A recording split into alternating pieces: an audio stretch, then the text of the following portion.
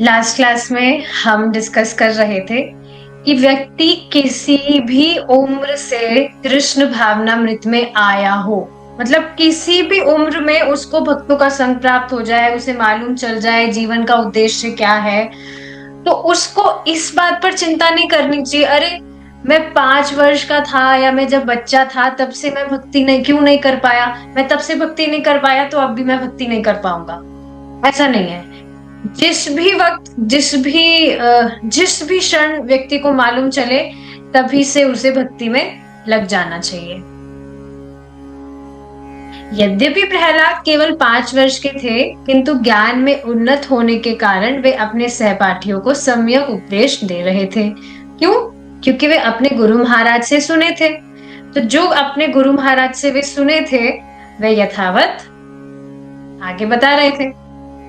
तो उम्र में चाहे कितने का भी व्यक्ति क्यों ना हो, कितनी भी उम्र उसकी क्यों ना हो, अगर श्रेष्ठ स्रोत से वह सुन रहा है तो उसकी बात एकदम परफेक्ट है। इस बात को समझ पा रहे हैं आप? काफी भक्त इस तरह से थोड़े निरुत्साहित रहते हैं कि हम तो अभी कुछ भी नहीं है, हम तो कुछ भी प्रचार नहीं कर सकते, किसी को हम कुछ नहीं बोल सकते। जो सुना है उसको बस एज इट इज बोलना है। And if you are doing that, so बात जो है वो हम परफेक्ट सुनकर परफेक्ट बोल रहे हैं तो वो चीज मेन है। हमें कुछ भी योग्यता नहीं है, पर जो बात है उसको हम यथावत सुनकर बोले, वह मेन चीज है, जैसा कि प्रहलाद महाराज यहाँ कर रहे हैं। कुछ लोगों को ये उपदेश अरुचिकर लग सकते हैं। मान लीजिए कोई व्यक्ति विवाहित है और प्रहलाद का उपदेश है कि कृष्ण भावनामृत ग्रहण कीजिए। वह सोचेगा, मैं अपनी पत्नी को कैसे छोड़ सकता हूँ, हम तो साथ साथ उठते बैठते बातें करते और आनंद मनाते हैं, भला कैसे छोड़ सकता हूँ। पारिवारिक आकर्षण अत्यंत प्रबल होता है। पहली बात तो देखिए ये है कि भक्ति करने को कहा जाता है तो ऐसा नहीं कहा जाता है कि सबको छोड़ छाड़ कर भक्ति करो। व्यक्ति गृहस्थी में भी भक्ति कर सकता है, करना ही चाहिए। कि देखिए बार बार में ये जो बात है एकदम क्लियर होनी चाहिए कि जितने भी वर्ण और आश्रम है, नो मैटर आप कौन से वर्ण में हैं, कौन से आश्रम में आप हैं, सभी में भक्ति की जा सकती है। बस योग्यता क्या होनी चाहिए कि व्यक्ति वह एक मनुष्य होना चाहिए, जो जीव है वह एक मनुष्य होना चाहिए, और उसकी जो इंद्रिय है वो बस चलायमान होनी चाहिए। कान से सुनना, उसको सुनना मतलब कान से वो सुन सके, तो कान से तो यहाँ पर किसी के कान तो खराब है नहीं। वो जीभ से अपने मुंह से वह बोल सके, आंखों से देख सके, तो उसकी इंद्रिय चलायमान होनी चाहिए। बस यही एकमात्र योग्यता है कृष्ण भावनामृत ग्रहण करने की।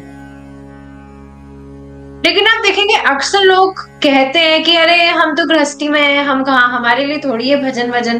तो इसी पर एक बहुत ही इंटरेस्टिंग बात प्रभु जी बताते हैं कि आप देखेंगे भगवान ने भगवत गीता का ज्ञान किसको दिया?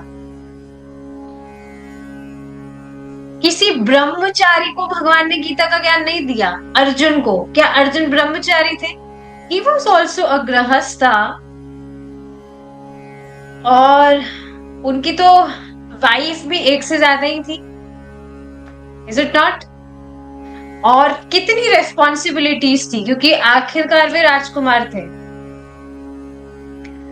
तो फिर सोच लेना चाहिए कि भगवान भी ऑलरेडी बहुत ही ही इज वेरी स्मार्ट। भगवान को पता था कि लोग इस तरह से बहानेबाजी बना सकते हैं कि हम तो गृहस्थी में हैं, हमारे लिए भजन थोड़ी है। तो भगवान ने चुनकर एक गृहस्थी को ही गीता का उपदेश दिया, ताकि व्यक्ति बहानेबाजी ना करे कि भाई ये तो गृहस्थियों के लिए नहीं है, ये भक्ति ऐसा नहीं है। पर ये सब बस लोगों की बहानेबाजी होती है। और पारिवारिक आकर्षण अत्यधिक प्रबल होने के कारण व्यक्ति बस पूरा टाइम अपने परिवार के पोषण में ही देना चाहता है और भक्ति के लिए वो टाइम नहीं देना चाहता है। और ऐसा बिल्कुल भी नहीं है कि अगर व्यक्ति फ्री बैठा है तो भी वह भक्ति ही करेगा। देखते हैं आप लोग, अगर फ्री टाइम भी होगा तो वो कुछ उटपटांग चीजें करेंगे, भक्ति नहीं करेंगे। पर या तो फोन में अपना टाइम खराब करते रहेंगे, फोन चलाते हुए, या कुछ भी फालतू की बातें करते रहेंगे, but they will not do भक्ति। तो ये सब बहानेबाजी है और कुछ भी नहीं। तो पारिवारिक आकर्षण अत्यंत प्रबल होता है, और इसी के कारण जो व्यक्ति है वो भजन नहीं करना चाहता। एक और बात मैं कहने वाली थी, स्लिप हो गई एकदम से, कुछ बात थी। एनीवेज, देखिए आगे देखते हैं, अब आगे याद आएगी तो आई विल पुट। मैं वृद्ध हूं, मेरी आयु इतने वर्ष की है, कितने वर्ष की है आई डोंट नो, शायद 62 है, ये 62 वर्ष की है। मैं विगत 18 या 28 वर्षों से अपने परिवार से विलग हूं, तथापि कभी कभी मैं भी अपनी पत्नी और बच्चों के विषय में सोचता हूं। ठीक है, ये प्रभुपाद जी अपने विषय में बता रहे हैं। एक बार मैं निकाल लेती हूँ काउंटिंग वाला।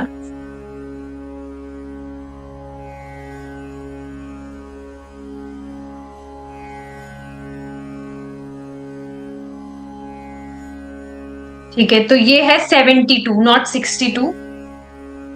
तो मैं वृद्ध हूं, प्रभुपाद जी अपने बारे में बता रहे, मेरी आयु 72 वर्ष की है। मैं विगत 14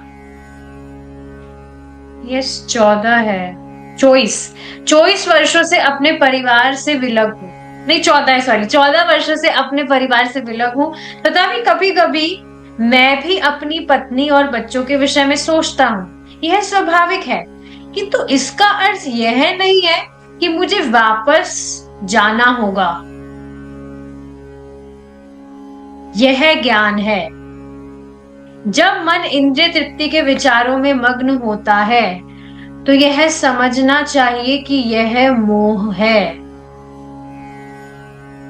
वैदिक प्रणाली के अनुसार मनुष्य को 50 वर्ष की आयु में अपना परिवार छोड़ना ही पड़ता है, उसे जाना ही पड़ेगा, इसका कोई दूसरा विकल्प नहीं है। वानप्रस्थ की बात बता रहे हैं प्रभुपाद जी, लेकिन प्रभुपाद जी एक और बात कहते हैं कि अगर व्यक्ति गृहस्थी में भी भजन कर रहा है, भजन में क्या, अपना 16 माला का जप कर रहा है, 4 नियम का पालन कर रहा है, भगवान का प्रसाद भी पा रहा है, और सुबह और शाम 2 टाइम भगवान की कथा सुन रहा है, दिस इज मिनिमम। ये सारी जो चीजें हैं मिनिमम, और बाकी व्यक्ति कितना करना चाहता है वो उसकी कैपेसिटी के ऊपर है। तो उसको अगर इस तरह से वह भक्ति कर रहा है तो उसको परिवार छोड़ने की भी जरूरत नहीं है, वो गृहस्थी में रह के आराम से भजन कर सकता है। क्योंकि देखिए, वानप्रस्थ लिया क्यों जाता है कि जो भी बिजनेस में अब तक जो भी व्यक्ति पूरे जीवन किया है, घर की जो भी रेस्पॉन्सिबिलिटीज है उसमें पूरा जीवन उस बंधा, मतलब पूरा उसने काट दिया, तो बस अब उन सबसे फ्री होके अब एक्सक्लूसिव टाइम निकाल के सिर्फ भजन ही करना है और कुछ नहीं, सिर्फ भगवान का भजन ही करना है। तो इस वजह से वानप्रस्थ लिया जाता है। और देखिए, अगर घर में मतलब घर वाले अगर भक्त नहीं है तो घर में वास्तव में भजन होता भी नहीं है। इस वजह से वानप्रस्थ के लिए कहा जाता है कि व्यक्ति बाहर निकले। अब देखिए, वानप्रस्थ का सीधा सा अर्थ है कि अपनी जो भी मटेरियल रेस्पॉन्सिबिलिटीज है जिसको हम अब तक बहुत प्रायोरिटी देते आए हैं, वो अब प्रायोरिटी में ना होकर अब बस पूरा टाइम हमें भजन ही करना है। पूरा टाइम, अब पूरा जीवन तो निकाल ही दिया ना ऑलरेडी, सारी मटेरियल रेस्पॉन्सिबिलिटीज को फुलफिल करके, तो अब कम से कम एक्सक्लूसिव टाइम निकालकर व्यक्ति भजन ही करे, इसलिए वानप्रस्थ लिया जाता है। लेकिन अगर व्यक्ति गृहस्थी में ही रहकर वानप्रस्थ वाला जीवन जी रहा है तो उसको घर छोड़ने की भी जरूरत नहीं है, घर में रहकर वो भजन कर सकता है। प्रथम 25 वर्ष विद्यार्थी जीवन के लिए है। 5 वर्ष से 25 वर्ष की आयु तक उसे कृष्ण भावनामृत की सुचारू रूप से शिक्षा दी जानी चाहिए। मनुष्य की शिक्षा का मूल सिद्धांत कृष्ण भावनामृत के अतिरिक्त और कुछ भी नहीं होना चाहिए। यस, वास्तविक शिक्षा ही यह है, और इसके अतिरिक्त जो कुछ भी है वह शिक्षा नहीं है, वह कचरा है। स्वयं प्रभुपाद जी इस बात को बताते हैं। तभी इस लोक में तथा अगले लोक में यह जीवन सुखमय तथा सफल होगा। देखिए, इस बात को समझना चाहिए। काफी सारी बातें जो हम डिस्कस करते हैं वो सुनने में थोड़ी हैवी लग सकती है, पर ये हैवी नहीं है, ये सच है। मनुष्य जीवन एकमात्र इस ही लक्ष्य के लिए दिया है कि व्यक्ति इस भौतिक जगत से मुक्त होकर भगवान के धाम लौटे। There is no other purpose of this human form of life. भोग के लिए तो बिल्कुल भी है ही नहीं है मनुष्य जीवन। तो समझना चाहिए, मनुष्य जीवन मिला है। पहले हमने कुछ किया होगा, हमको नहीं पता, हमने कुछ करने से मनुष्य जीवन मिला या क्रमिक हमारी उन्नति हुई सारी स्पीशीज से गुजरते हुए। उसके बाद में मनुष्य योनि मिली है कि किसी भक्त की कृपा हो गई थी, पिछले जो भी जन्म हुआ उसकी वजह से हमें मनुष्य देह मिला है। We have no idea. पर बस ये बात समझना चाहिए कि ये मनुष्य देह मिला है, यही एक सबसे बड़ा गिफ्ट है भगवान के द्वारा, क्योंकि एकमात्र इस मनुष्य देह में ही व्यक्ति भगवान से अपना संबंध समझकर उनकी भक्ति करके उनके पास में लौट सकता है। ये चीज हमें बार बार सुनने की जरूरत है, ताकि हम बाकी चीजों को अपनी लाइफ में प्रायोरिटी ना दें। Our first, the foremost priority should be Krishna consciousness.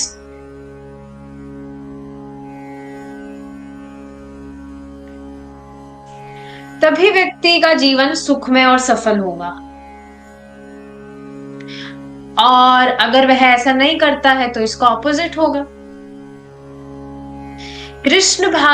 Krishna भावना भावित शिक्षा का अर्थ है कि मनुष्य को पूरी तरह भौतिक चेतना छोड़ने के लिए प्रशिक्षित किया गया है।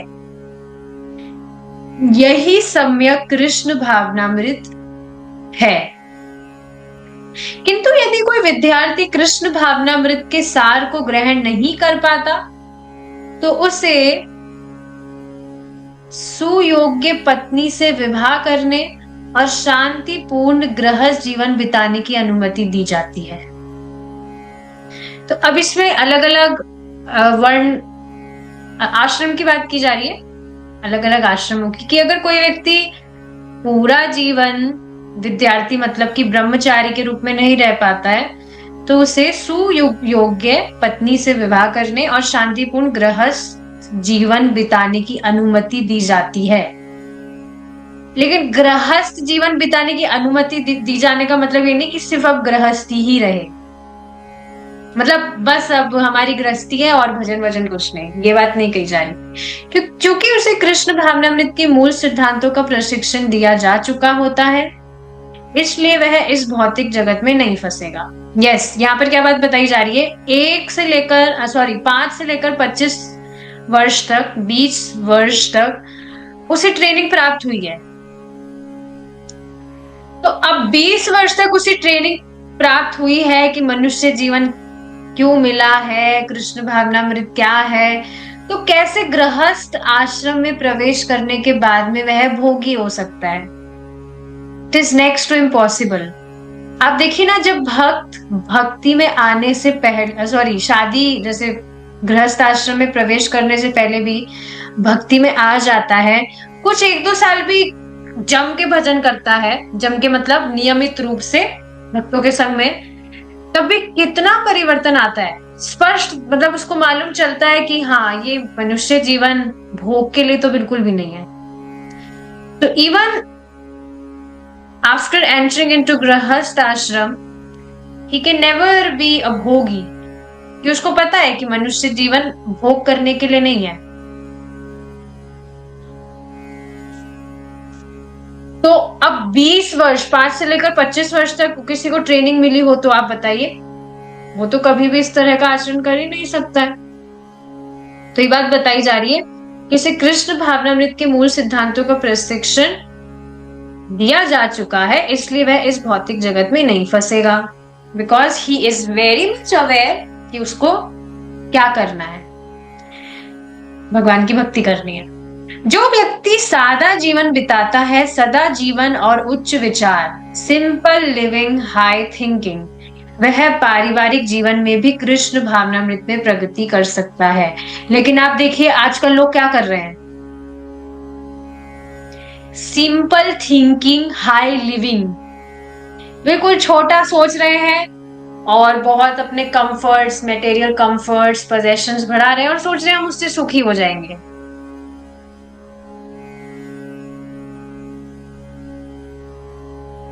वह पारिवारिक जीवन में भी कृष्ण भावनामृत में प्रगति कर सकता है, कि उसको पता है। अतः पारिवारिक जीवन की निंदा नहीं की जाती, किंतु यदि मनुष्य अपनी आध्यात्मिक पहचान भूलकर सांसारिक व्यापारों में फंस जाता है तो वह दुर्गति को प्राप्त होता है। यस, गृहस्थ आश्रम की भर्त्सना नहीं करी जाती है, भगवान भी नहीं कर रहे हैं, इज इट नॉट? पर भर्त्सना किस चीज की जा रही है कि व्यक्ति पूरी तरह से भगवान को भूलकर बस अपने परिवार में ही वो पूरा एब्जॉर्ब है। That is bad, that is very bad. उसके जीवन का उद्देश्य नष्ट हो जाता है। यदि कोई यह सोचता है कि मैं काम वासना से अपने को नहीं बचा सकता, तो उसे चाहिए कि वह विवाह कर ले, इसकी संस्तुति है, लेकिन अवैध मैथुन ना किया जाए। यदि कोई व्यक्ति किसी स्त्री को चाहता है या कोई स्त्री किसी पुरुष को चाहती है, तो उन्हें चाहिए कि विवाह करके कृष्ण भावनामृत में जीवन बिताए।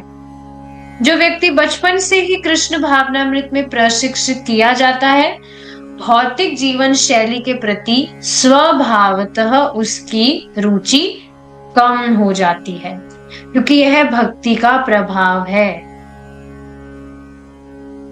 और 50 वर्ष की आयु में वह ऐसे जीवन का परित्याग कर देता है। आप खुद सोचिए ना, ये कितनी अमेजिंग बात है कि अभी आप सभी भक्त जब से भी भक्ति करना स्टार्ट किए हैं, तो ज्यादा कुछ टाइम तो नहीं हुआ है, इज इट नॉट? 3, 4 या 5 साल मान लीजिए, किसी को भी नहीं हुए होंगे। पर आप सोचिए, इतने से टाइम भक्ति करके हम इतने ट्रांसफॉर्मेशंस, इतने परिवर्तन अपने जीवन में देख पा रहे हैं। क्या आप कभी सोचते हैं इस पर कि हम इसी तरह से 10, 15, 20, 25 साल तक ऐसे निरंतर भक्ति करते रहे तो इतना ज्यादा प्रोग्रेस कर पाएंगे, कर जाएंगे? कभी करते हैं आप इस तरह से विचार? जैसे बताया जाता है कि व्यक्ति 7 साल तक अगर सिर्फ भगवान का प्रसाद ही पाता है तो उसका पूरा जो बॉडी है वो स्पिरिचुअलाइज्ड हो जाता है। So I am waiting for 7 years कि कब 7 साल हो जाएंगे, पूरा जो बॉडी है वो स्पिरिचुअलाइज हो जाएगा। इस तरह से करते हैं आप, मतलब तो सोचते हैं इस तरह से। तो इसी तरह से है कि जो नियमित रूप से इस तरह से व्यक्ति भक्ति करेगा तो कहाँ वो पहुंच जाएगा, तो क्या कितना प्रोग्रेस कर जाएगा वो।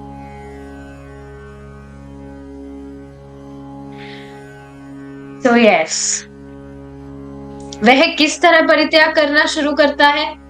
पति तथा पत्नी घर छोड़कर एक साथ तीर्थ यात्रा पर चले जाते हैं। बेस्ट है कि इस स्थिति में हमेशा के लिए धाम शिफ्ट हो जाए, कोई कहीं पर भ्रमण करने की जरूरत नहीं है। यदि कोई व्यक्ति 25 वर्ष से लेकर 50 वर्ष की आयु तक पारिवारिक जीवन में रहा है, तो तब तक उसकी कुछ संतानें अवश्य ही बड़ी हो जाती है।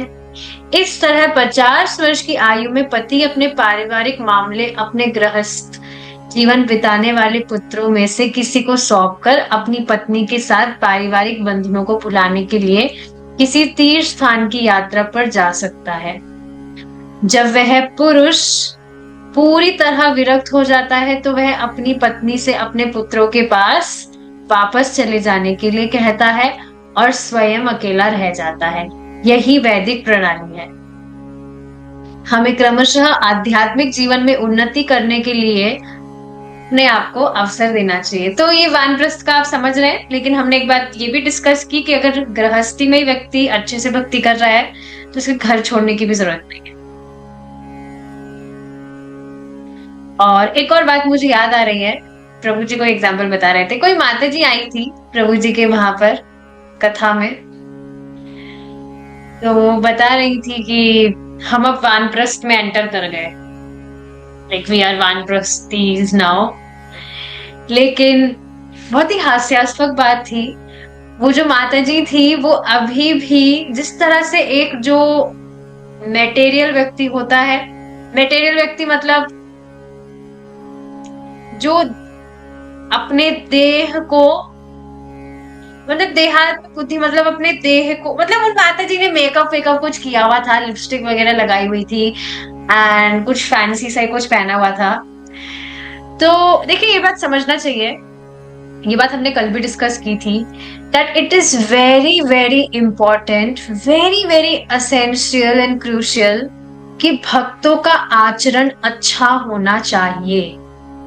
आज मैं खुद कथा सुन रही थी, परम पूज्य सच्चिनंदन स्वामी महाराज अभी गोवर्धन में है, तो अभी बैक टू बैक कथा चल रही है वहां पर।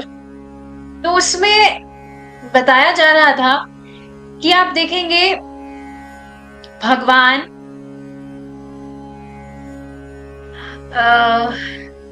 पूतना, जो पूतना है वह डिवोटी ड्रेस में भगवान के पास आई थी। भगवान उसके आचरण का आदर किए थे। वो जीन्स पैंट पहन के वहां पर नहीं आई थी या कुछ भी, जो भी मटेरियल चीजें होती है, डिवोटी ड्रेस में वो भगवान के पास में आई थी। उसका इंटेंशन चाहे से कुछ भी हो, इंटेंशन तो आपको पता ही है वो किस इंटेंशन से आई थी, but Krishna respected his attire.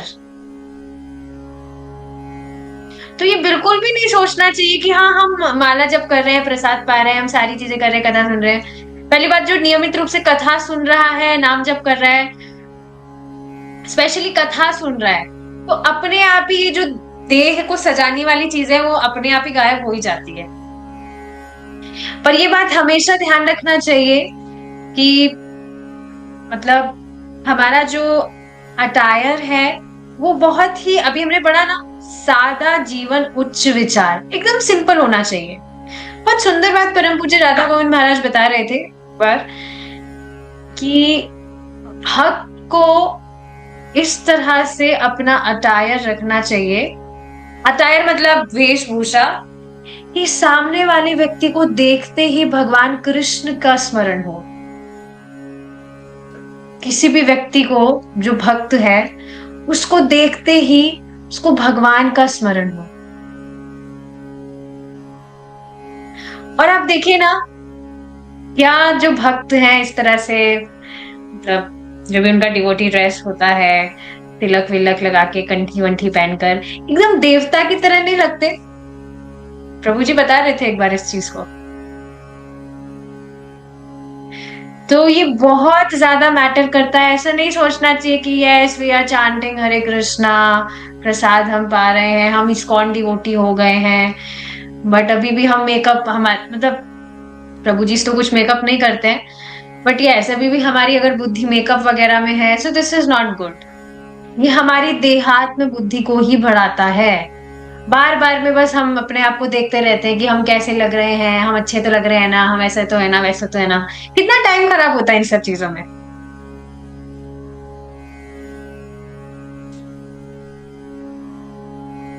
Best तो है कि मतलब कांच किसके लिए चाहिए होता है, सिर्फ तिलक लगाने के लिए। एनीवेज मैं एक्सट्रीम में नहीं जाऊंगी ज्यादा, बट हाँ ये बात क्या मैं बता रही थी कि वो जो माता जी थी, शी वॉज सेइंग कि हम वानप्रस्थ में एंटर कर गए हैं, बट शी वॉज स्टिल, मतलब मेकअप वेकअप उन्होंने लगाया हुआ था। So this is not good. ये भक्तों का आचरण बिल्कुल भी नहीं है। और मैं देखिए एक चीज अच्छे से मैं समझती हूँ, दैट मेरा जो फील्ड था दैट वाज फैशन डिजाइनिंग। आप कल्पना भी नहीं कर सकते कि पहले किस तरह का, मतलब किस तरह से मैं रहती थी। यू कांट इमेजिन, और इमेजिन करिए भी मत। तो अगर भक्ति करने से मेरा वो सब कुछ छूट सकता है, मेरी मति भी अब वहां पर नहीं जाती है। I am not glorifying my self, I am glorifying this auspicious path of भक्ति योग, कृष्ण कॉन्शियसनेस। कोई भी व्यक्ति भगवान का नाम जप कर रहा है, कथा सुन रहा है, तो अपने आप ही उसकी जो मति है जब भगवान में जाएगी, तो इन सब चीजों में वो नहीं लगाएगा दिमाग। I hope you are getting my point. So yes, एक और इसमें काफी सारे इसके पॉइंट्स हो सकते हैं। एक पॉइंट और मुझे याद आ रहा है जो मैं यहाँ रखना चाहती हूँ। जैसे अगर कोई कहे कि अरे तुम किस तरह से रहते हो, तुम तो, ऐसा नहीं है कि जो डिवोटीज हैं वो अच्छे से नहीं रहते हैं, पर जो एक्स्ट्रा चीजें हैं देहात्म बुद्धि बढ़ाने वाली, उसको अवॉइड करते हैं। और आप सोचिए जो वैराग्य है, क्या वह भी एक गहना नहीं है?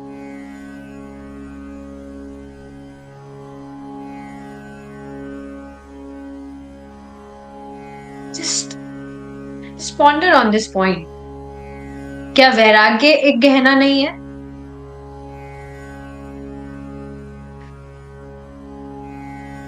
इस बात को मैं यही बोलकर छोड़ रही हूं, आप इस पर विचार करिएगा। हमें क्रमशः आध्यात्मिक जीवन में उन्नति करने के लिए अपने आप को अवसर देना चाहिए। अन्यथा यदि हम सारे जीवन भौतिक चेतना में ही बंधे रहे, तो हम अपनी कृष्ण चेतना में पूर्ण नहीं बन सकेंगे और इस मानव जीवन के सुअवसर को खो देंगे। तथाकथित सुखी पारिवारिक जीवन का अर्थ है, इसमें देखिए एक और पॉइंट मैं बोलना चाहती हूँ। अभी ये जो बात आई थी, टॉपिक आया था, मुझे दो चीजों से डर लगता है। ये जो मटेरियल चीजें हैं, जो भी मटेरियल चीजें होती है, जो अभी हमने डिस्कस किया, मेकअप एंड ऑल, या बाहर कोई पार्टीज वगैरह है वहां पर जाना, आई जस्ट अवॉइड दिस, क्योंकि मुझे ये सब करने से डर सा लगता है। एक तो सबसे सबसे पहली बात क्या है, that it is not pleasing to Krishna, ये भगवान को प्रसन्न करने वाला नहीं है। और दूसरी चीज से क्या मुझे भय लगता है कि भाई देखिए, ये वो वाली बात मुझे बार बार याद आती है। एक बार कोई व्यक्ति थे, वो भक्ति कर रहे थे, तो वो किसी कैंटीन में जाकर कुछ क्रिकेट वगैरह देखने लगे। तो वो जो जो भी कैंटीन वाला था, वो उनको बोलने लगे कि अरे तुम हरे कृष्णा वाले होकर टीवी देखते हो। अब उस व्यक्ति को पता होगा कि भाई हरे कृष्णा वाले टीवी वगैरह नहीं देखते हैं, या ये सारी चीजें वो नहीं करते हैं, चाय वगैरह नहीं पीते हैं। तो इस तरह से आप देख रहे हैं कहा जाए भक्तों का नाम खराब होता है कि हरे कृष्णा वाले होकर ऐसा करते हो। मतलब दूसरे जो लोग हैं, they are also not expecting this from you, कि आप तो हरे कृष्णा वाले हैं, फिर भी आप इस तरह से कर रहे हैं।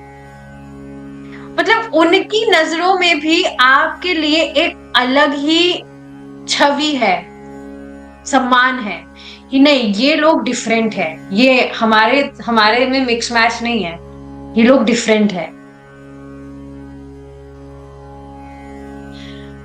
तो यस, क्या मैं बात बता रही थी कि मुझे ये दो चीजों से डर लगता है। एक तो भगवान को प्रसन्न करने वाला नहीं होगा, और एक दूसरा कि लोग पता नहीं क्या सोचेंगे, ये तो हरे कृष्णा, ये तो भक्ति करते हैं और फिर ये इस तरह का कैसे आचरण कर सकते हैं। तो ये पॉइंट था जो मुझे यहाँ पर रखना था। चलिए हम आगे देखते हैं। तथाकथित सुखी पारिवारिक जीवन का अर्थ है कि हमारी पत्नी तथा हमारी संतानें हमें अत्यधिक प्रेम करती है। यह तथाकथित सुखी पारिवारिक जीवन। इस तरह हम जीवन का आनंद उठाते हैं, किंतु हम यह नहीं जानते कि यह आनंद या भोग मिथ्या है और मिथ्या आधार पर टिका है। मिथ्या मतलब कि एक तो सब कुछ टेम्पररी है, और इसके अलावा आप देखेंगे कि प्रेम क्या सच में है भी? प्रेम से ज्यादा तो झगड़े होते हैं। पता नहीं आप देखते कि नहीं, आपके आस पड़ोस में आप देखिएगा, if they are not devotees, possibility है आसपास में कोई डिवोटीज नहीं होंगे, तो सब गृहस्थी में ही है। तो कितना प्रेम है। एक तो आप देखिए डिवोटी फैमिली को, एक पूरा जो फैमिली है वो भक्त है सभी फैमिली में, और एक आप नॉर्मल फैमिली को देखिए मेटेरियलिस्टिक, तो प्रेम कहाँ है? उत्तर एकदम स्पष्ट है। हमें पलक झपकते ही इस भोग को त्यागना पड़ सकता है। मृत्यु हमारे वश में नहीं है। भगवत गीता से हम यह सीखते हैं कि जो व्यक्ति अपनी पत्नी पर अधिक आसक्त रहता है तो मरने पर अगले जन्म में उसे स्त्री का शरीर प्राप्त होगा। क्यों? क्योंकि उसकी जो आसक्ति है वो स्त्री में है। यदि पत्नी अपने पति पर अत्यधिक अनुरक्त रहती है तो अगले जन्म में उसे पुरुष का शरीर प्राप्त होगा। तो आई डोंट नो, क्या पता पहले मैं कोई क्या थी, पुरुष थी, and I was attached with my wife. तो पॉसिबिलिटी है कि इस तरह से अब स्त्री का देह मिला है। कुछ भी हो सकता है, कुछ भी पता नहीं है हमें, पर इस तरह से भगवत गीता में बताया जा रहा है, उसको स्वीकार करना चाहिए। पहली बात तो ये श्योरिटी नहीं है कि हम पहले भी मनुष्य देह में थे कि नहीं, और पता भी हो भी जाएगा तो उससे कुछ होएगा भी नहीं। अभी हमारे हाथ में जो है हमें उस पर कॉन्सेंट्रेट करना चाहिए। पर ये बात आप समझ रहे हैं, जिस व्यक्ति की जहां आसक्ति होती है उसे वैसा ही देह प्राप्त होता है। अगर भक्तों की भगवान में आसक्ति है, भगवान के भक्तों में आसक्ति है, तो उनको कौन सा देह प्राप्त होगा? भगवान के पार्षद का देह, और वो भगवान के पास चले जाएंगे। इसी प्रकार यदि आप पारिवारिक व्यक्ति नहीं है बल्कि कुत्तों बिल्लियों से अधिक लगाव रखते हैं, तो अगले जीवन में आप कुत्ता या बिल्ली होंगे। ये नॉलेज जो है कितना ज्यादा, मतलब इट्स लाइफ सेविंग है वास्तव में। ये कर्म अर्थात भौतिक प्रकृति के नियम है। कहने का तात्पर्य यह है कि मनुष्य को तुरंत ही कृष्ण भावनामृत प्रारंभ कर देना चाहिए। मान लीजिए कि कोई यह सोचता है, मैं अपना यह खेलकूद का जीवन बिताने के बाद अब बुढ़ा हो जाऊंगा और मेरे पास करने के लिए कुछ नहीं होगा, तो मैं कृष्ण भावनामृत संघ में जाकर कुछ सुनूंगा। तो अपने आसपास जितने भी बुढ़े हैं, मतलब जो भी वृद्धावस्था को प्राप्त हो गए, उनको आप देख लीजिए वो कितना भक्ति में है। एक तो भाई ये बात है कि उनको पता ही नहीं है, और उनको बताने के बाद में भी तो कहाँ वो कर पाते हैं, क्योंकि पूरी मति जो पूरे जीवन वो करे हैं वहीं पर उनकी उलझी रहती है। निश्चय ही उस समय आध्यात्मिक जीवन बिताया जा सकता है, किंतु इसकी प्रतिभूति कहाँ है कि कोई व्यक्ति वृद्धावस्था तक जीवित रहेगा? ये भी पॉइंट है। देखिए इसके 2-3 पॉइंट है। फर्स्ट पॉइंट अभी हमने डिस्कस किया, पूरा जीवन जो व्यक्ति किया है तो बाद में भी उसकी वहीं पर आसक्ति रहती है, वहीं पर उसका दिमाग लगा रहता है। दूसरा पॉइंट क्या है कि अगर बुढ़ापे में व्यक्ति भजन करने का सोच भी रहा है तो बुढ़ापे में भजन कब होगा? जब वह पूरा जीवन उस तरह से भजन किया है। जैसे अभी जो भी भक्त भजन कर रहे हैं, आगे जब वृद्धा अवस्था आएगा होपफुली, नहीं तो पहले अगर आप भगवान जल्दी बुला लिया आपको तो अलग बात है, लेकिन अगर वृद्धावस्था आता है तो आसानी से भजन कर पाएंगे कि नहीं?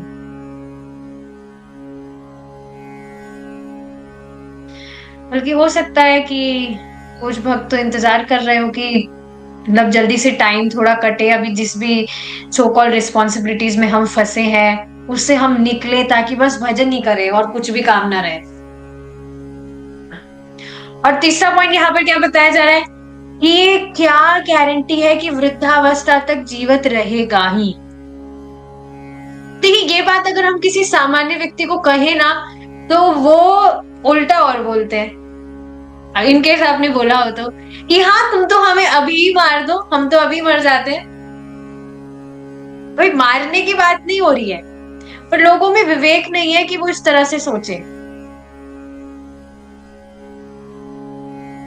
मृत्यु किसी भी समय आ सकती है, इसलिए आध्यात्मिक जीवन को टालना अत्यंत खतरनाक है। मृत्यु का भय यहाँ पर नहीं दिया जा रहा है, यहाँ पर विवेक दिया जा रहा है कि हमारी जो भक्ति है उसको हमें बाद में नहीं टालना चाहिए। बाद वाला हमने एक कोट डिस्कस किया था, एक बार मैं फिर से यहाँ पर रख रही हूँ because that was very beautiful, कि don't leave anything for later. बात के लिए कुछ भी मत छोड़िए।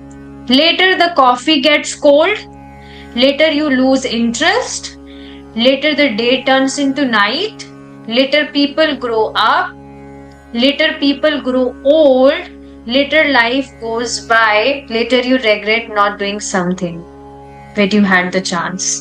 तो बाद में कुछ भी मत छोड़िए। इस तरह से उदाहरण से बताया जा रहा है कि बाद में जो कॉफी है वो ठंडी हो जाती है, बाद में इंटरेस्ट जो है, व्यक्ति की रुचि है, वो समाप्त हो जाती है। जैसे इसको एग्जाम्पल से समझिए, रुचि, सपोज करिए आपकी कुछ स्पेशल डिश खाने की आज इच्छा है, लेकिन आपने उसको टाल दिया कि अरे हाँ कौन करेगा। तो अब टालने के बाद में आपने थोड़ी देर के लिए उसे टाला तो वो टल ही जाता है, मतलब फिर आप उसको बनाते ही नहीं है, क्योंकि वो थोड़ा टाइम कंज्यूमिंग हो सकता है या आपके पास में इंग्रेडिएंट्स नहीं हो सकती। So this way you lose interest. बाद में जो दिन है वो रात हो जाती है, बाद में आप बढ़ जाते हैं, यू ग्रो अप, बाद में आप बढ़ने लगते हैं, बाद में आप बूढ़े हो जाते हैं, बाद में जो जीवन है वो बीत जाता है, और बाद में पछताने के अलावा और कुछ भी हाथ में नहीं रहता कि हमारे पास में जब मौका था हम तब कुछ नहीं कर पाए। तो इस वजह से आध्यात्मिक जीवन को टालना अत्यंत खतरनाक है। इसलिए मनुष्य को चाहिए तत्क्षण कृष्ण भावनामृत के सुअवसर का लाभ उठाए। यही इस संघ का प्रयोजन है कि प्रत्येक व्यक्ति को जीवन की किसी भी अवस्था में कृष्ण भावनामृत प्रारंभ करने का अवसर प्रदान किया जाए। हरे कृष्णा कृष्णा कृष्णा हरे हरे, हरे रामा रामा रामा हरे हरे की कीर्तन की विधि से प्रगति दुर्गति से होती है। सॉरी, इसके मतलब हरे कृष्णा कीर्तन की विधि से प्रगति द्रुत गति से होती है, मतलब बहुत तीव्रता से होती है, तथा फल की प्राप्ति तत्काल होती है। हम उन समस्त देवियों तथा सज्जनों से जो कि हमारा व्याख्यान सुनते हैं या हमारा साहित्य पढ़ते हैं, अनुरोध करेंगे कि घर पर खाली समय में हरे कृष्णा कीर्तन करें और हमारी पुस्तकें पढ़े। यही हमारा अनुरोध है ना। खाली समय, ठीक है भाई, एक समय अलग से नहीं निकाल पा रहे तो खाली समय में कर लो। टाइम खराब करके फोन चला रहे हैं या इधर उधर की दुनियादारी की बातें कर रहे हैं, इससे अच्छा हरे कृष्णा कीर्तन कर लो। देखिए, इस चीज को आप ट्राई कर सकते हैं। If you are going, specially when you are going on a road, किसी भी स्ट्रेंजर व्यक्ति को आप बोल सकते हैं, मैं मतलब प्लानिंग कर रही हूँ इस तरह से करने की। कोई भी आपको ठाला व्यक्ति बैठा हुआ रोड पर, होते ही कुछ सीट्स वगैरह जहाँ होती है, बैठकर फोन चला रहे हैं, या कुछ बस ट्रेन नहीं आई तो इस वजह से टाइम पास कर रहे हैं, so you can tell them. इसको देखिए, प्रभु जी ने समझाया था एक बार। एक सन्यासी थे, वो कहीं पर प्रचार करने गए थे गांव में। बहुत ही सुंदर तरह से उसको समझाया था, ध्यान से सुनेंगे। तो वहां महाराज गांव के लोग इकट्ठे थे, उनको बोले कि क्या आपको मृत्यु आती है? अच्छा, आपको भी आती है? अच्छा, इस गांव में भी लोगों को मृत्यु आती है? तो सब कहते हाँ हाँ, मरते हैं लोग। तो फिर महाराज कहे, तो फिर आप हरे कृष्णा जब क्यों नहीं करते?